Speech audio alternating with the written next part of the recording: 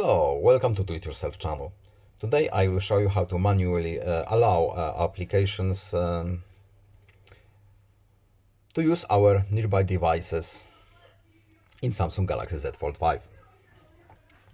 To allow our applications to use our nearby device option, we have to go to the settings, then security and privacy, and here we have privacy options. In here, permission manager. And we are looking for nearby device options. Here it is. Right now, 6 out of 18 possible installed applications are allowed to look for nearby devices. Let's add more.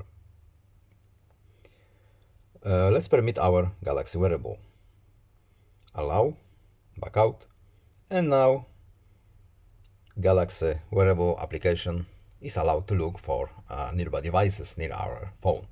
I hope this video was helpful to you. Please leave a like and subscribe. Have a nice day and see you in the next video. Goodbye.